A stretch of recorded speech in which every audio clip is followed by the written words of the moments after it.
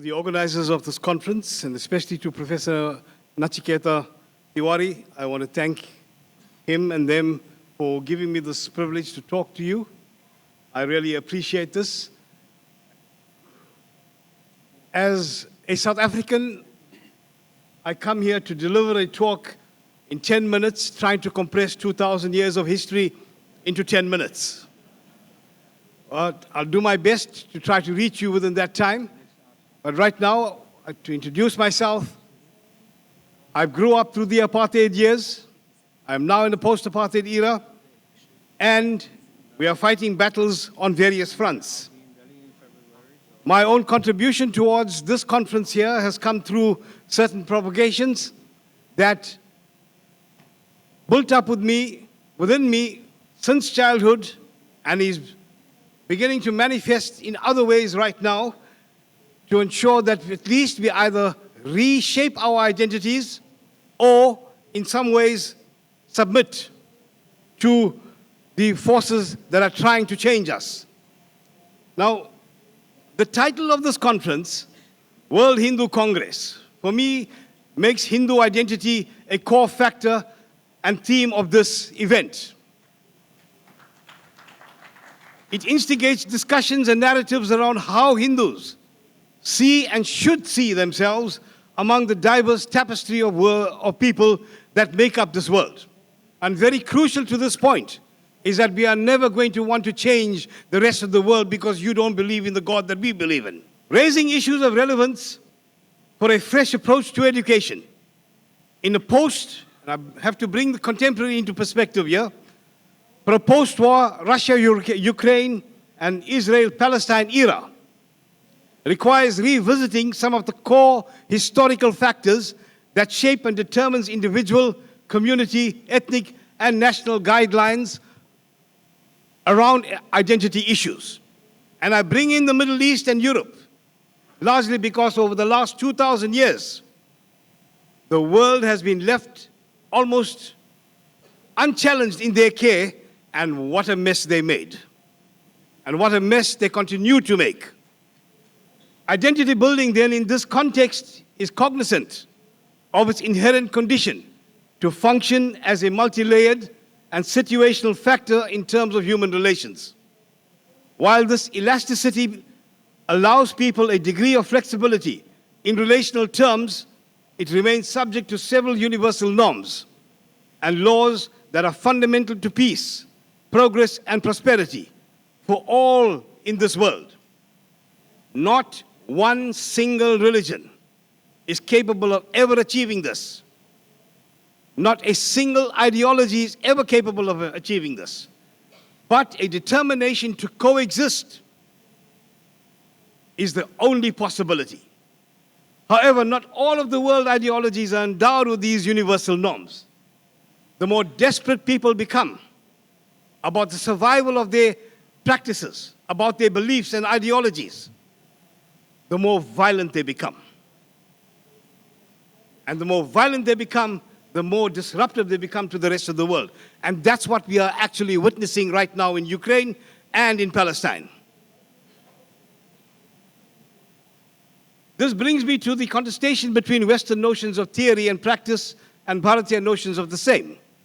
Reference to Bharatiyas, to me, embraces all those within Bharat and the diaspora as well, especially those who identify with the universal values and temperament that its civilizational past has to offer to a world that is so jaded by the nexus of exploitative control and manipulation by superpower corporatism and gerrymandering.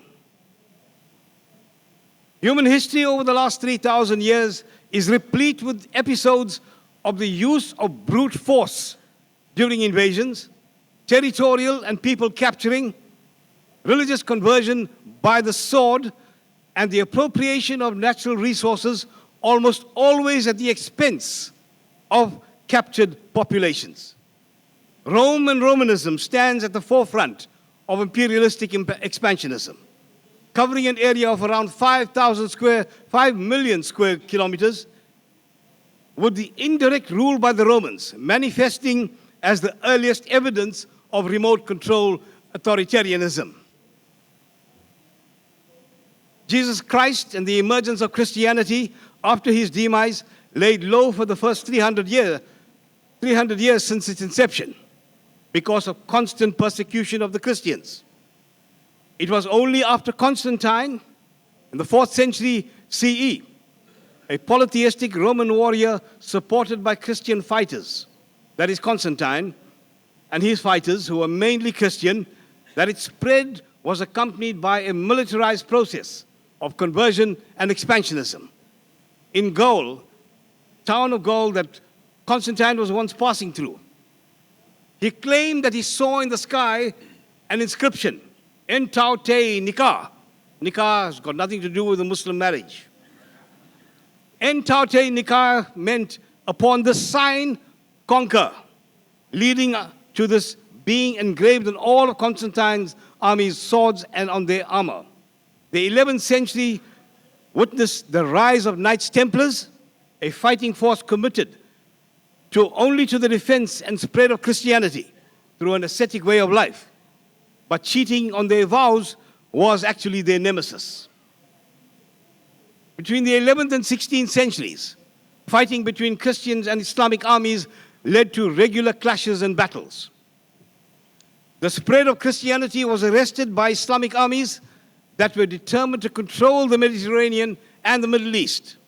It is actually out of these victories that the Middle Eastern fighting forces continue to believe that European and Jewish armies can be defeated. The 16th century turned into the age of European discovery, when the seeds of European enlightenment were being sown. By the 18th century, this was consolidated and became the beacon that guided colonialism under the guise of spreading civilization and technological advancement. Very selectively, however, and racially applied. In the social sciences, theories of evolution and diffusion prevailed. They were used to justify superiority over all others by the Europeans, until it was replaced by more enlightened versions in the value of local social fabric and customary practices, which are now serving as indispensable guidelines for sustainable development projects. In the West, Enlightenment was used to demonstrate alleged, perceived European superiority over all other nations through great intellectual changes politically, socially, and economically from the 17th century. In Bharat, however, Enlightenment refers to spiritual upliftment at an individual level. If Enlightenment has to be used in the social and economic sense, then Bharat has experienced it over several periods through the advent of Buddhism, Jainism, Sikhism, and every other way.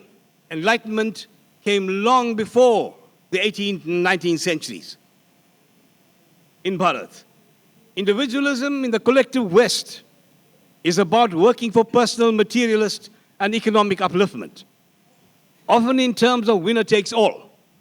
Bill Gates and others, for instance, are classic examples of this. And we saw what they did in the last period of COVID.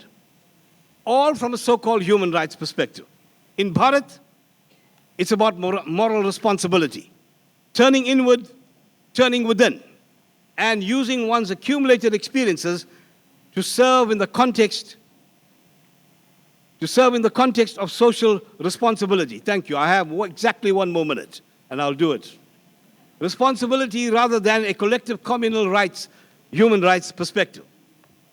Caution not to idealize and romanticize over this concept, but the RSS Pracharaks do have it in them to show that it actually does work in turning situations around. One of Bharat's greatest assets to itself, and an equally great fear among oppositional forces to this idea from throughout the world.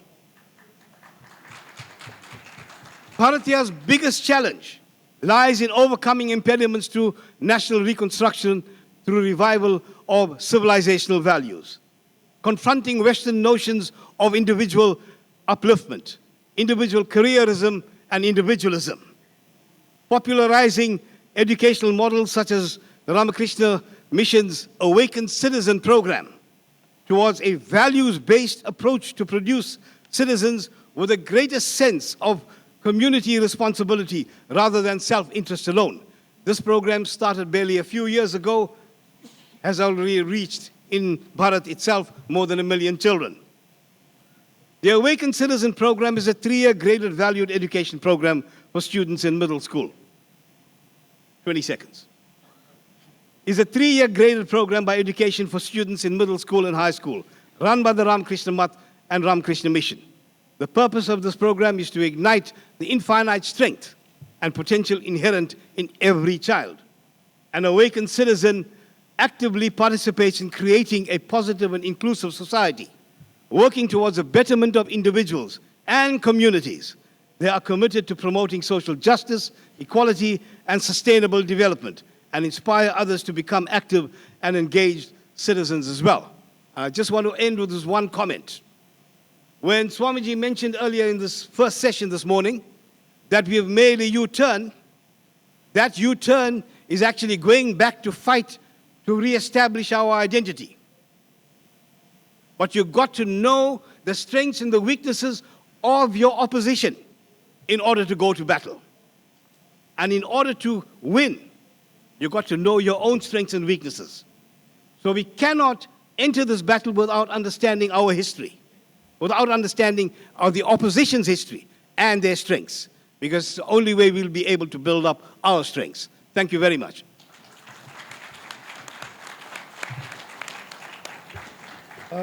Thank you, Professor Anand.